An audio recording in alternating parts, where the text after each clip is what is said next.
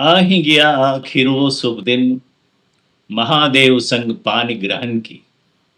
देव यक्ष सब थे बाराती, सबसे अलग पर शिव नंदीगण।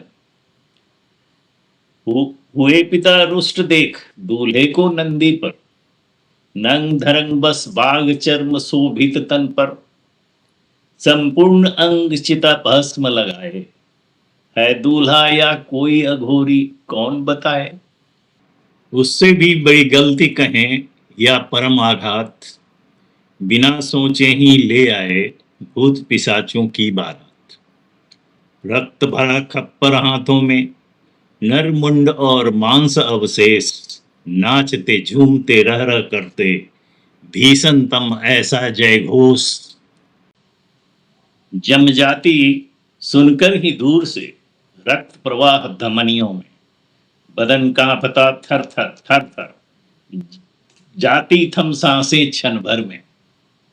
देखा था क्या कभी किसी ने ऐसा विवाह तनखल सीमा में, इतनी रूपवती कन्या की शादी किसी औघर दूल्हे से।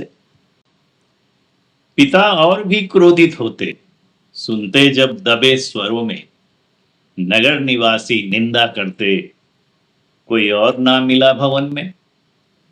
पिता नहीं थे कभी पक्ष में, मालूम नहीं उन बेचारों को, मैंने ही ठानी थी ये जिद, वरूंगी तो मैं महादेव को। था ज्ञात पिता को पहले से ही मेरी अनुराग कहानी, कई बार किया था मना मुझे, हो क्रोधित मैं ही न मानी। बरसों की थी मैंने तपस्या महादेव को पाने की, हो सकती क्या कभी कल्पना शिव से अलग सिवा की। मिटी नहीं लगता है अभी भी मन से घृणा पिता की, अब तो मेरी शादी हो चुकी फिर क्यों व्यर्थ कलह की। बेटी दामाद रहे सुखी खुशी, रिश्तों की डोर रहे बंधी कसी, इससे ज्यादा और कौन सी हो सकती है खुशी पिता की। लगता है कनखल जाना होगा, मन से विद्वेष मिटाना होगा, आखिर इतनी छोटी सी बात भी क्यों नहीं समझ पिता मन आई। पिता आयोजित विराट यज्ञ में जब बेटी दामाद ही नहीं दिखेंगे, लोग करेंगे क्या क्या बातें, सोचा नहीं क्या एक बार भी।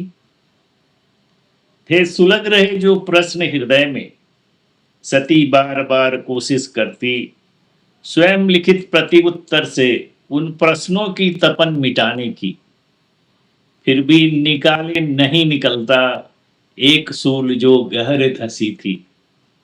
क्या यह एक षड्यंत्र पिता का है उद्देश्य अपमानित करना। ज्यों ज्यों सती लगी डूबने भावों के गहन समुंदर में, रह रह डसते नाग संशय के लगा बदलने पक्का यकीन में। अपने ही पिता के ऐसे कृत्य से भर उठा हृदय अति ग्लानि शर्म से, क्या सोचेंगे महादेव मैं कहूंगी कैसे, टूटे सारे बांध बहे आंसू नैनों से। द्वितीय सर्ग समाप्त हुआ। इस सर्ग में आपने देखा कि सती के मन में कैसे कैसे प्रश्न उठ रहे हैं। सबको निमंत्रण गया, सिर्फ हम ही लोगों को निमंत्रण नहीं आया। ये प्रश्न बार बार सती के मन में मत रहे। क्या मेरे पिता ने कोई षड्यंत्र किया? क्या इसका उद्देश्य महादेव को अपमानित करना है? इस सिलसिले में वो बीते दिनों में जो कुछ हुआ, खासकर शादी के समय में, उन चीजों को सती याद कर रही है और मन ही मन उस प्रश्न का जवाब ढूंढने की कोशिश कर रही है। इस सर्ग में आपने देखा कि महादेव की शादी कैसे हुई, किस तरह गुरुओं के समझाने पे उनकी शादी हुई और वे बारात लेके गए। फिर भी पिता संतुष्ट नहीं थे, उनके मन में कहीं न कहीं इस शादी के प्रति स्वीकार का भाव नहीं था?